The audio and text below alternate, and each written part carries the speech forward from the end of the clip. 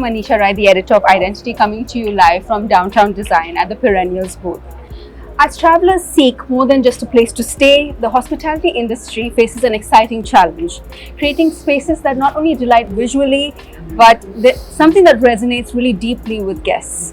I have with me today stalwarts of the design industry. Please introduce yourselves and let me know what hospitality projects that you're most excited about. Okay, hi, I'm Pooja Shah-Mulani, partner and design director at LW. As many of you might know, we are celebrating our 25th year this year, and we have over the years specialized in a number of hospitality projects in F&B around the world. Currently, we're working on some very exciting projects in Africa, in Canada, in Istanbul, in Saudi, of course, and other parts of the world.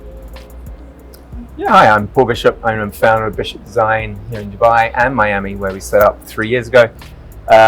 We've been blessed to work with some of the most amazing sort of clients and chefs in the industry throughout our 20 years now that we've been sort of operating in the industry here in the Middle East and the US. But yeah, this last few years has sort of taken us on a different journey, a different path, and we're trying to, playing our trade in a different demographic, a different market, more on an international level, where we're concentrating on some amazing projects. Some that are just signed up that are coming in the new year, which are going to be absolutely incredible. But yeah, we're just spoiled to be involved in such an industry like we're in and get to hobnob with the chefs and the likes of the industry sort of pioneers that are out there. I'm Rengy John. From Blink Design. We're based out of Singapore, Bangkok, Shanghai, and now Dubai. Exciting Dubai. Recently we've completed a couple of nice jobs. We work with Six Senses. We finished the Six Senses in Kyoto that recently opened. Over here in Dubai, we just opened the Banyan Tree Blue Waters that we did a renovation for. It was interesting. We converted it to a wellness resort, kind of hotel, and from what were the Caesars. So interesting transformation. And over in France, we're looking at another Six Senses. So mostly focused on wellness, spa, just overall holistic hospitality. Okay. It's interesting that you mentioned a holistic experience when it comes to hospitality. What, Rengy, if you could start, what does that mean for Blink, and how do you translate that into an actual physical experience? It's been a fantastic journey, because I think wellness has truly woken up as a huge part of our industry over the last 4 to 5 years. It's always been there in the periphery, but I think with the advent of brands like Six Senses, the whole lifestyle, wellness, sustainability, connecting them has become important. And a lot of other brands, especially the smaller brands, trying to emulate that, creating something, because the guest profile has changed, and guests are searching for something that is more about their well-being. So I think this is a response to that. I think it's a long process of understanding who your guest profile is, understanding where you're building, who you're building it for, and what the brand represents. So it's connecting these 3 dots. Okay. Pooja, you worked on Cyro, which is a very wellness, health-focused, hospitable experience. Could you tell us a little bit about how that? So I think what Cyro started out to do, and the reason the brand was sort of created, was to target a niche group of individuals that actually don't have very many resources catered to them. And they're actually some of the highest earning individuals in the world. And they're sportsmen and athletes, and they actually travel a lot. Teams, football stars, cricket stars, they travel the world a lot for a lot of international games, but there is nowhere that actually focuses on their entire well-being and their entire process from morning to evening on how they need spaces. So that's what that brand tried to do. So if we have a highly performing individual coming to a hotel, what do they need from the time they arrive? They've traveled from a long journey. They need to recover from jet lag. They need to maintain their optimal performance. They need places where they can train. They need places where they can recover. They need a nutritionist on site that can help with their diet and meal plans, because they need to be constantly on that to ensure optimal performance. the design is centered around that as well. We had a lot of different consultants that we hadn't used before help us on the journey. For example, a sleep consultant, and they gave us very interesting facts like the average height of an athlete. Therefore, all the beds in Cairo are longer than any other bed in any hotel because they're longer. And apparently, when your feet dangle off the end, you don't sleep so well. So, there's things like this. That's the problem. So there are things like that we actually used to incorporate in the design. Learned a lot about the human body and how that works with the circadian rhythm, how the areas you need to be in energized, the lighting, the colors that need to be used there, and then the areas that you need to be peaceful, calm, resting, colors, materials that need to be used there. So it's very, very interesting. And as a brand, I think it had a slow start because I think this region wasn't quite ready for it, but I think now it's taken off. People have really understood what it's trying to do. Yeah, I think Dubai as a whole is undergoing, we're not just having the Dubai Fitness Challenge as we speak for many years now on, but people are very well aware of hot and cold therapy, which is there in Dubai Energy Spa, for example, and stuff where recovery is. The whole spa, when we talk about the spa at Cairo, we stopped calling it a spa because it's not a spa. It's actually a recovery center because all the treatments, the cryo, the heat, they're all targeted to body recovery, relaxation, rejuvenation, but recovery from this to be able to continue your optimal performance. And at the same time, it's a cool space. It's in a really cool building. There are other amenities that help to support the brand. So yeah, that was a little bit about Cairo. What about you, Paul? What have you experienced in terms of briefs and things like that when it comes to... I think we're on the flip side of that. I think, the institutions and the environments that we create in the venues actually get people to go to recovery, So I think it's all about the drinking, the indulgence, and the experience that we do on the other side of that. So you have this sort of wellness sort of factor to it. But again, with the F&B industry, with the hospitality industry, on the other side, it is all about that immersion, that socializing, and having that incredible experience. And I think, with the projects that we're working on currently, in the US market as well as the Middle East and further afield into the UK, we're working with major groups. We're bringing Carbone to the Middle East as well, London. We're doing their venues in the US. We just launched Studio Francen and FZN, again with Beyond France, and the food is an incredible kind of hybrid mix of Japanese and Scandinavian. Two very differing flavors, but there's actually a perfect synergy between them at the same time. You'll be very surprised the similarities between the cuisines. So again, we just did something called Playground. Again, it's all about immersion. It's all about going back to your inner childhood and interacting with tangible gaming that you're familiar with, not your phone, not AI, not interaction. In regards to any sort of technical element, it's all very basic, tangible experiences. And I think, like I said, we don't get too much involved in the wellness. Obviously we touch on it when we're doing hotels, but not into the depth that the other guy's in when you're talking about the size. That's an amazing thing about the size of your body in the bed and your feet dangling off. Even though I'm not as big as my bed, I do put my feet out and dangle them off. Maybe that's the problem. But like you say, some of those people are also driven by the experiences that we're creating from an F&B perspective, because sportsmen are becoming very sort of popular in the public eye, especially in different markets. A sports celebrity is the A-lister.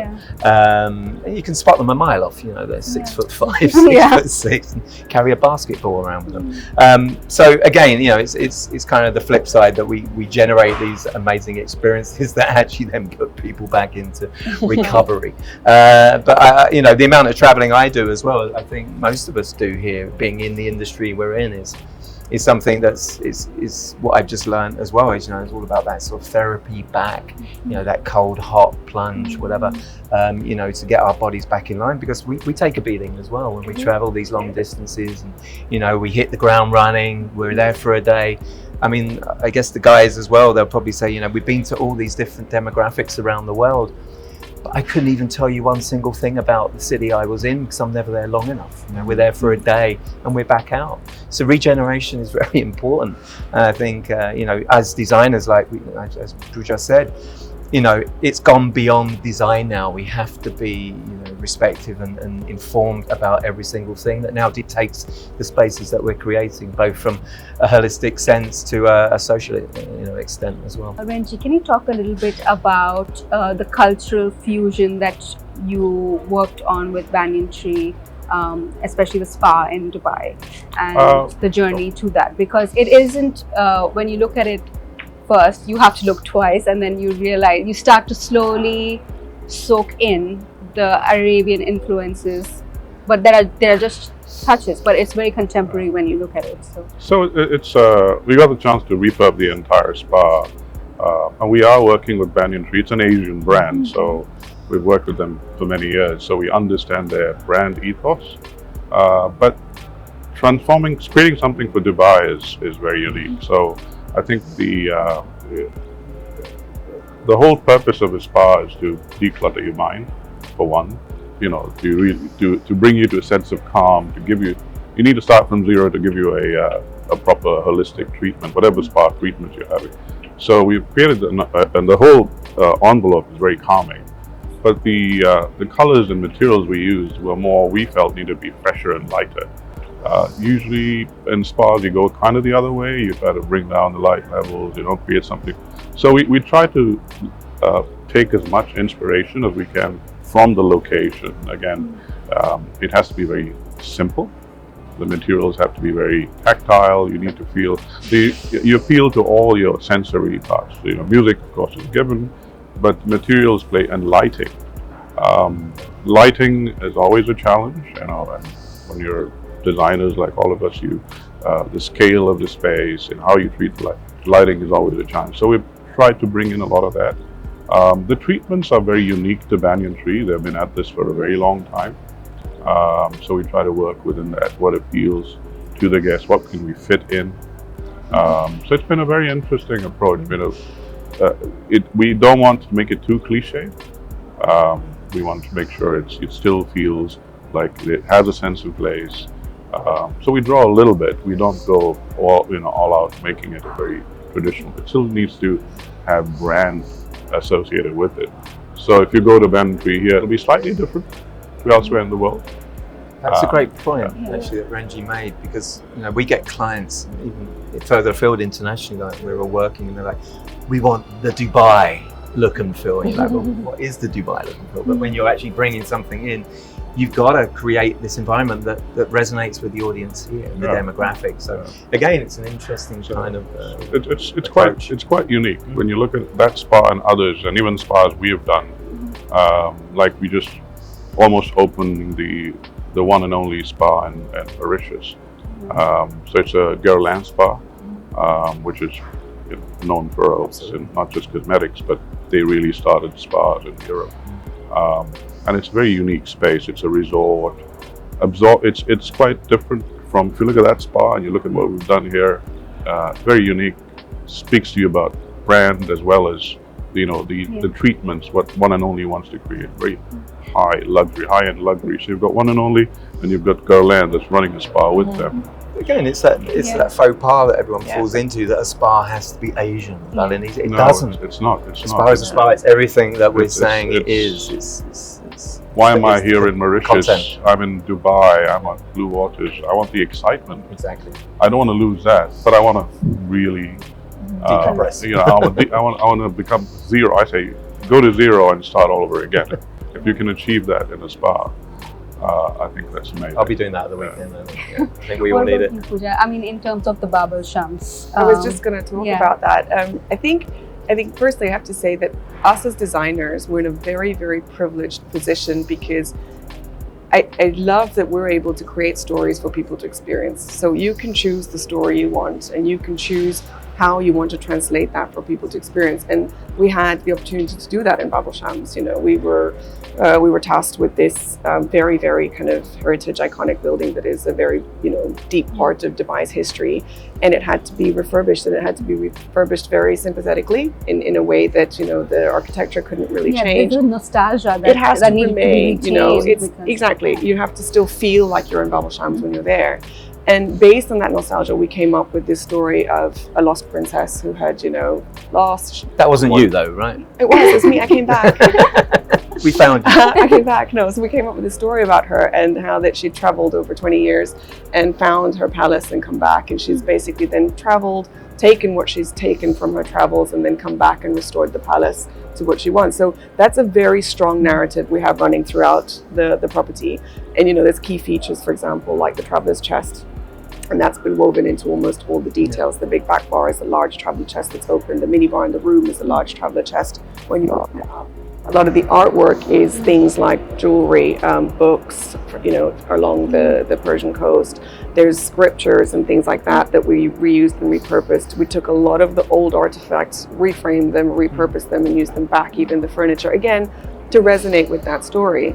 And it's been successful when you go there as a guest and the guy comes and says to you, and he gives you a coffee and he says, Babel Shams is based on this lost princess. And I'm just smiling at him and I'm like, yes, please go on. What else do you know about this princess? I'm like, please tell me what else do you know about this princess? Yeah, and you can see, because people kind of understand it and they know it and they walk through. And that also helps you bring in your cultural references, bring in the touch points that you want people to feel and experience. Bring in that little bit of feminism that's kind of rooted in a very masculine building, and just get this really Arabian glamorous desert resort that people want to see, because people come to Dubai, they get all the glitz and glamour, but when they want to go to the cultural side, there is Al Seef, there's Bur Dubai, but there isn't this kind of more sympathetic and cozy and small and almost like a little house type of approach that they can find, and they have that in Babel Shams. So that's sort of how we did there. But the art of storytelling, I think, is really the key, and we're so privileged to be able to do it. Yeah, and in terms of what I'm sure that a lot of this is the second time refurbishment has been mentioned here in this chat alone. How often are hotels and restaurants looking to refurbish, and how what's your approach to it? Maybe we can start with you, and I want to hear from all of you on this topic. I'm very, very curious, because I feel like in 2 years the same restaurant or the same hotel is already changing into a new one, and I'm just like, okay, why are they doing that, first of all, and two, how do you approach it as a designer without being very conscious of what has been put in already, and how to pay respect to that place, and so that people don't lose their sense of space. I think the first point is Dubai. This is a place that is highly competitive, which has the most number of openings and probably closings, but new brands being developed in the region. So people are constantly on their toes to keep up, constantly feeling the need and the pressure to, rejuvenate and rebrand spaces. We personally, as LW, we get a lot of repeat clients. A lot of our clients come back to us to refurbish the same space. And that goes down to us spending a lot of time with them to understand why, to understand the people, to understand how the space is being used, to understand what's not working, what is working, why it's working, why they want to change it, how we can help to change it. So because we spend a lot of time doing that, when we are doing a refurbishment, we fully understand, even though design-wise we may not agree, or operationally something isn't working for them, and that's what they feel would make an impact or change something around or attract more people, and that's why I think refurbishments happen. The competition, though, for any restaurant owner in Dubai is fierce. It is unbelievable what they have to be up against. Almost 100 years to visit every restaurant in Dubai. It's insane. And the number of openings and the number of new brands, and Paul spoke about 2 alone this week, and there was probably 5 more before the week before, and there's probably 10 more coming up in the next week ahead.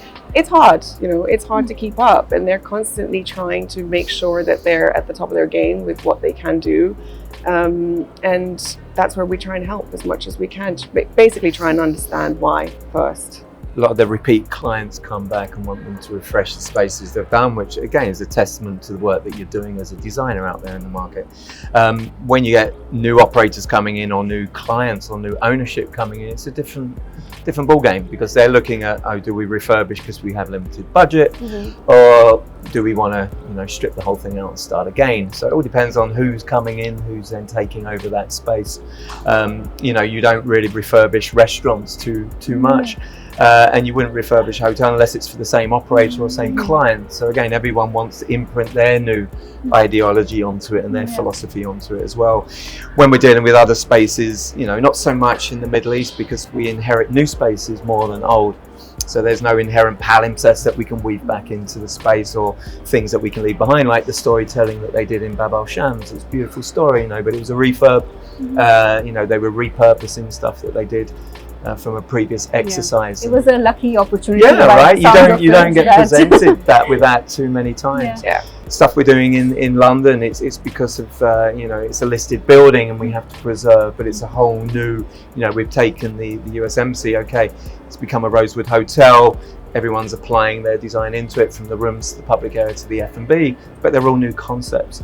We're doing one in Mid-Beach in Miami, which is historic preservation. You know, it's 1920s, 1930s historic building.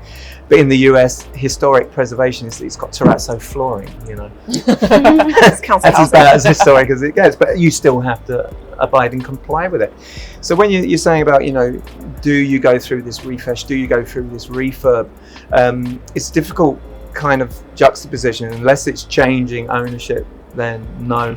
If it's a continued where they're saying, look, I need to replenish this, I need to look at my business model, I'm not making enough money, why am I not making enough money, why am I losing my guest experience and repeaters coming through the door, that's when sometimes you'll get to say, well, yeah, we make this intervention, we'll make that intervention. But ultimately, like I said before, design's not going to save the world. It's a whole collective experience. If the food is wrong, if the flow is wrong, if the operation is wrong or incorrect, design won't save it. So again, it's this, you know, it's a whole process that has to be thought from a wider consumer perspective rather than just a design perspective. I thought it was up to us to save the world. We can. And puppies. We are. So I have a slightly more positive angle on refurbishment, because it seems like, oh my God, it's a great thing. Refurbishments are the most sustainable. You should look at it as the most sustainable thing we can do. Rather than build new, if you can refurbish a space, you save on everything, right? So yes, you can't do that too much with new F&B, but there are other parts of a hotel you could easily refurbish. And I use, again, go back to the banyan tree, which we just did. It's totally transformed. If you remember the old Caesars hotel, and we had a tight budget. It was a fully operational hotel. We had to but it was do it on the young go. Caesars. It was a new property, right? It was that too, right? So it was a total transformation, right? The new brand came on board, and two very different brands entirely, right? So it was a very interesting challenge, and there was stuff we could do and stuff we couldn't do. We retained a lot. We changed a few, you know, and we changed as much as we could. So there has to be respect for that. And when you transform a space, so we call it transformation, re-envisioning, and that bit where you can repurpose certain things, that is truly sustainable. So except for the spa, we had to create something new. That's a great point, because like I say, if it's a new property, people haven't gone through the door as much, right? So there's not certain things that they can resonate with or connect with or reconnect with. Right. Like certain other properties that we've discussed here, where, you know, if you've been in Dubai, you must have been to BAMS, right? It's an institution, so you understand the complexity of the space, the design, where it sits in the demographic of Dubai and the like. So again, you know, with like what you did there as well, because it was Caesars before, and like I say, very, very different, very overpowering, sort of over-styled design. You know what you're getting when you go into a Caesars, but you expect something different when you go on a banyan tree. Absolutely, very different philosophy. You know, especially a wellness brand, the expectations are super high. So you got rid of all those Caesar sculptures everywhere. Buried them, chucked them in the sea. Create a coral reef out there, so sustainable. Sustainable, yes. But you also have the angle that I think Paul spoke about, is if you have a very established hotel brand, which is loved by a lot of, you know, by clientele who've been there forever, how you approach that is one of the most challenging things you can go, you know, especially wellness resorts. And I'm sure you have many hotels here in Dubai that clientele just go there. It's their place. It's their family place. They go there for meals for 30 years. Very much Four Seasons approach. So you have to approach that in a very sensitive way, and you're not totally transforming and not alienating your guest profile while still attracting newer guests. newer guests to the market who are excited. They want to see what it's all about. Absolutely. So it's a fine balance you have to strike during that. When it comes to this demographic that we have here, like as we're moving towards more Gen Z, millennial sort of choices, how has that impacted the overall approach to how you're designing things? I understand that hotels have different audiences and guest profiles, but we're very well aware that the millennials are in, the Gen Z is coming in. They are very online all the time, and the aesthetics are really important to them of the overall experience. So how has your approach started to change as you go through it? Maybe it's something. Sorry guys. So yeah, I think travel is a huge change that's happened, and the major shift in the guest profile has been younger guests, in their from 20s upwards to mid 30s. I think they travel a lot more. They have more cash in hand, and they always want to explore. So being able to do short getaways, being able to travel to new places, get more experiences. So it's the whole experience. A flip side of that is we are seeing a lot more younger people in wellness areas. That part is a huge change. They block out certain parts of every month or every few weeks. They want that wellness fix. And that has become a big part of where they spend their money. You won't get hold of them, they disappear, their phones are off, they want to declutter their brain. So that is a huge shift. They're willing to spend on wellness, mindfulness. So a lot of things happening there. I mean, the whole boom of looking at yoga as a wellness. I have a friend of mine who's I was trying to reach her, and she's like, "Oh, I'm in Goa. I'm at a wellness retreat for a week." And I said, "Oops, I shouldn't be. Why is your phone switched on?" Right? She said, "No, I just checked. My mom might call." So I think they want to. It's important, right? Absolutely. Mm-hmm. That everyone does that, and I think it's the next wave of change that's coming to hospitality. I think, the one thing that's important to note that hasn't changed in hospitality is escapism. Hospitality has always been known to be able to go and do something you can't do at home. And the shift, and I think the focus on wellness and looking after yourself more, is a post-COVID thing as well. But I also think post-COVID thing, which had a massive increase in mental health issues among the younger people, has led to them realizing they need time for themselves. The other phenomenon is social media. I mean, the pressure of keeping up with social media and then needing a break from it and getting validation through it, and all that. A lot of that is tied into this whole younger demographic traveling a lot more.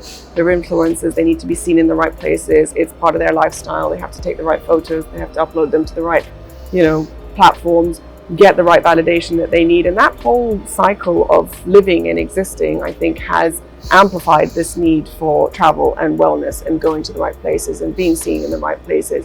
And the positive side of that is that it challenges us. It challenges us as designers. Like how can we make each space different? How can we try and transform places so it's not just an Instagrammable place, because that word really irritates me. It's a bit too shallow. So much.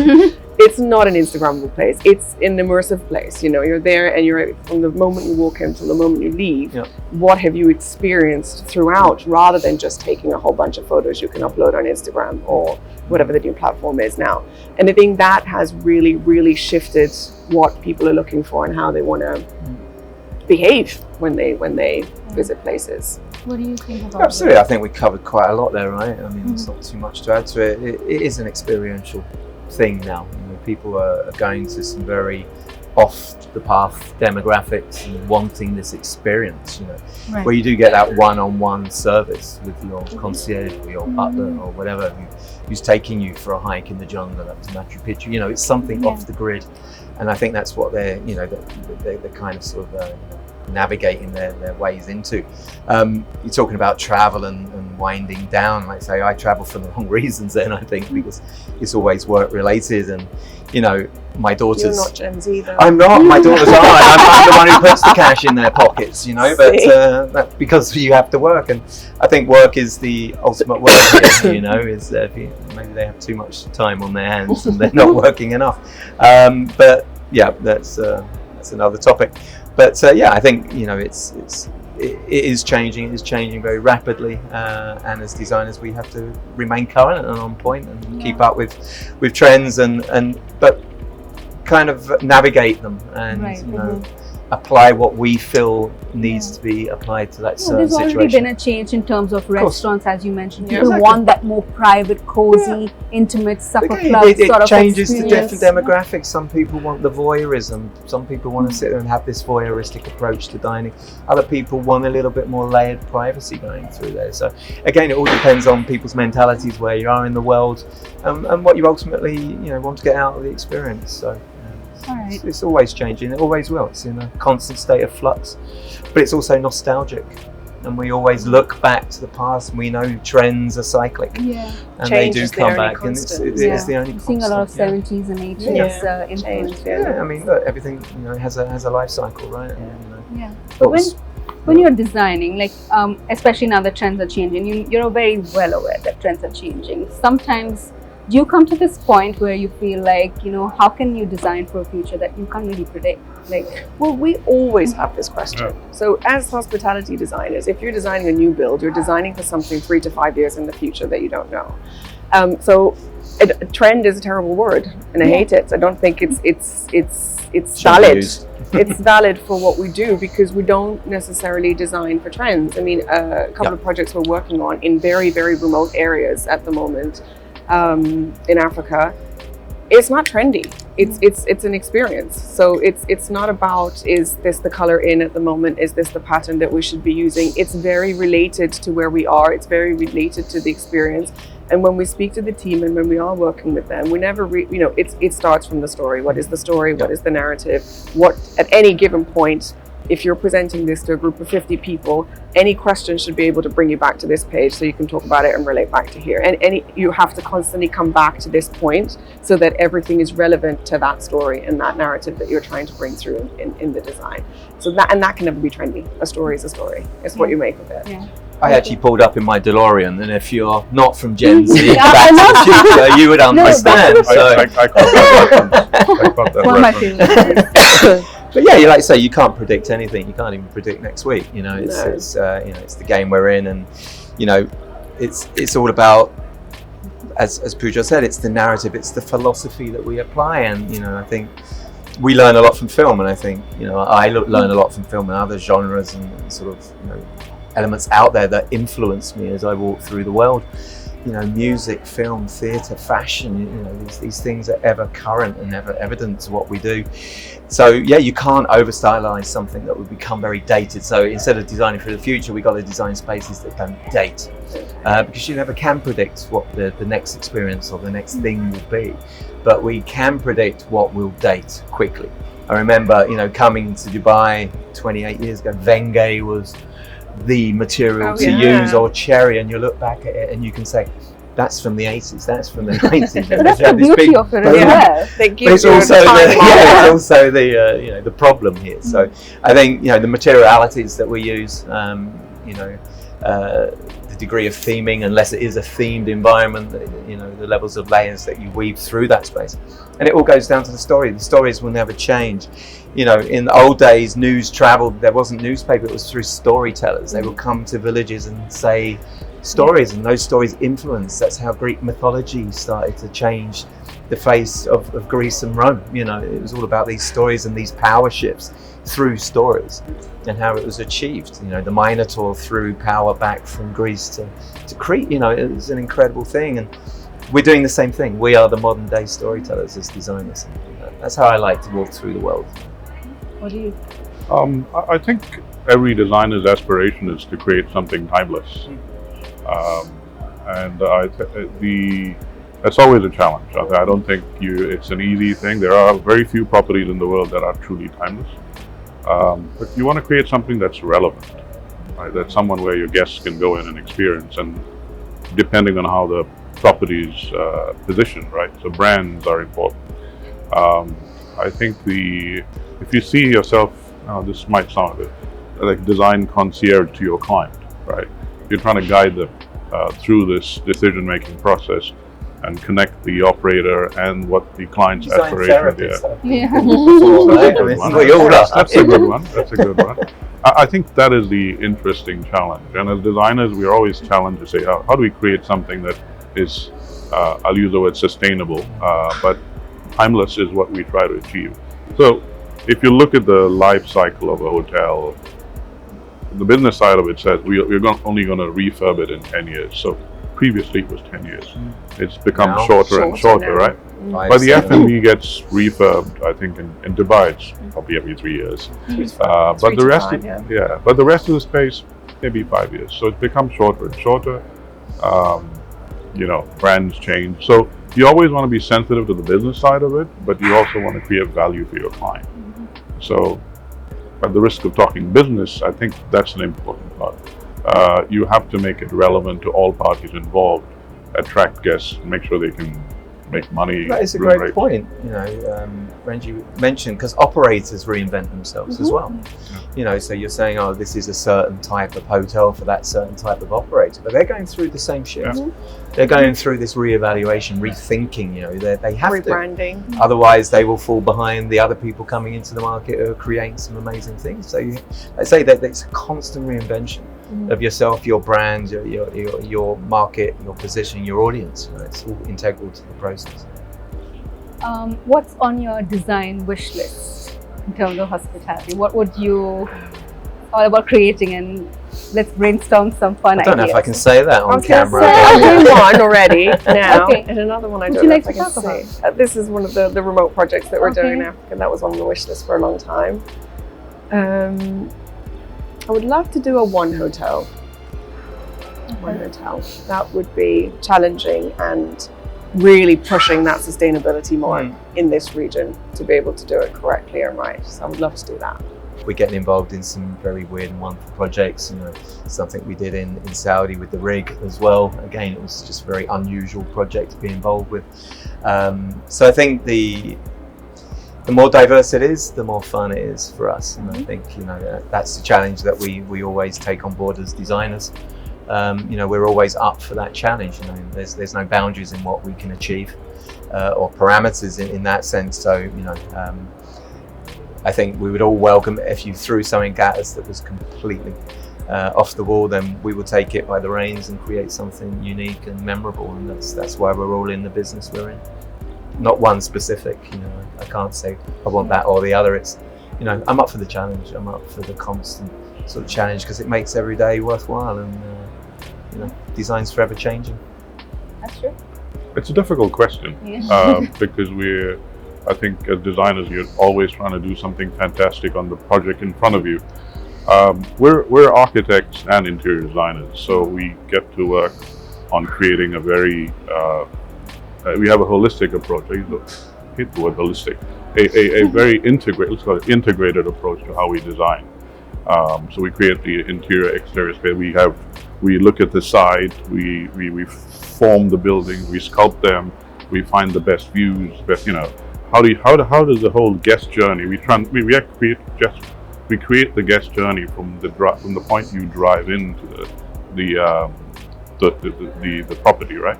So we have a unique ability to create unique spaces.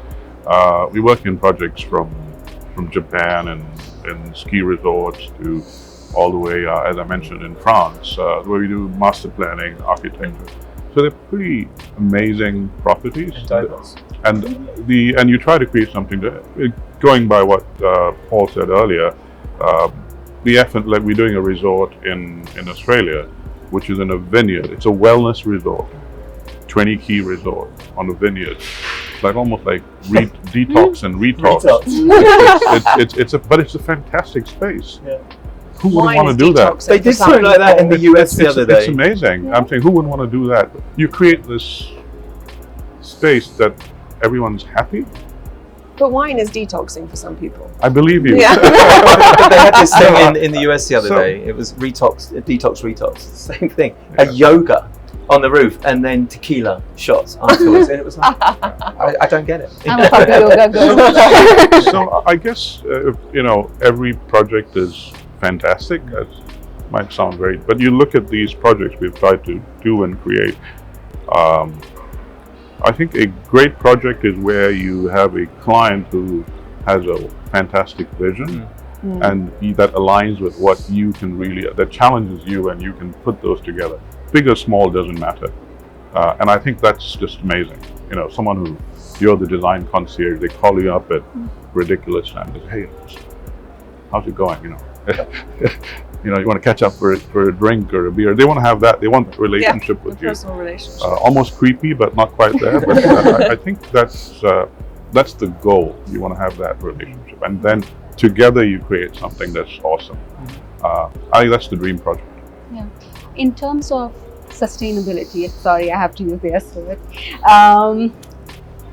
Can you tell me a little bit more about how you're working towards that in terms of plans? Because I believe we're at a point where everyone wants that. Everyone says it is what it is, but it's not really what it is under the surface.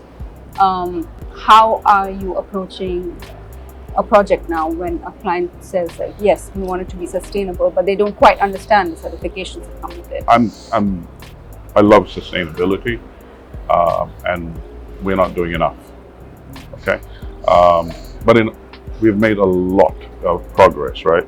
I think with the regulations in place, a lot of that sustainability aspect, whether it's architecture, materials, lighting, power, energy, waste, all that is actually done really well.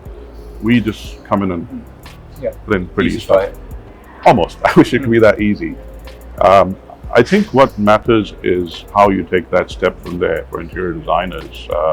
Is how much more can you do, right? And that is a challenge. But a lot of that only comes with a push.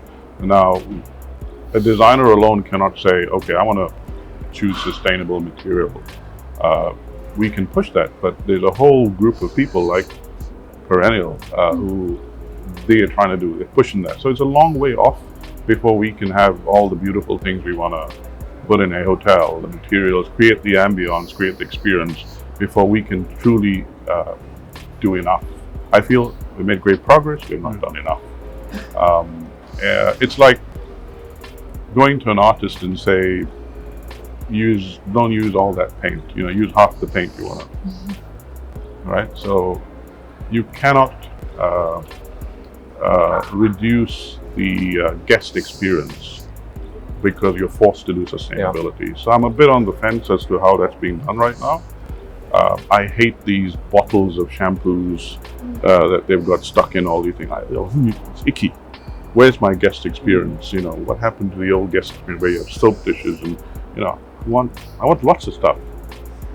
So more can be done in that design space to allow designers to do. You need products. You need different technology. I just think we're talking about it. Not enough is being done. And I don't want to point fingers at anyone, but I think the brands can do more. For once, give me back my regular soap, not those icky Know what they put in them. No, sorry, I took up 5 minutes. But No, I think that's all we can say on Well, to be honest, sustainability, though, that right? was why I said I didn't want to focus too much on this topic, because there isn't that much, I 100% agree with Rengy. I said, we're so far advanced in this part of the world with so many things, but we're very far behind with that at the moment. We have a long way to go. There are great initiatives by the government and lots of things coming up, and you can see they're making an effort, but we have a long way to go. We're very far away from where we need to be. Do you concur? I concur 100%. Well, like I say, there's not much more you can say on that. I think it was covered all by Rengy there. And I think, we can look at sustainability in other ways in regards to operations, how you approach it, that sort of facility to be something more operable rather than just being designed. So again, that's what Custard brings to the table, which we just set up is from a design approach we actually bring on board through a new company we've established called Custard. we're hospitality producers, so it goes down to the HR element, how the operations work and interact with different sort of areas within the space, from a hotel through to an F&B and a restaurant.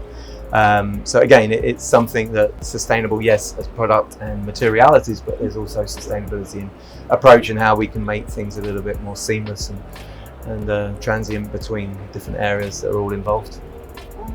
That's a wrap on our discussion. Thank you so much for your time. I think this was a Good wonderful Sounds good. discussion. Good fun. Thank you. I Appreciate learned it. a lot from you guys, and it was great talking about your dream projects and what, how much you contribute to the hospitality space today. So I'm very grateful to have you here. A very busy time for all of us. Thank you so much. Thank you. Thank you.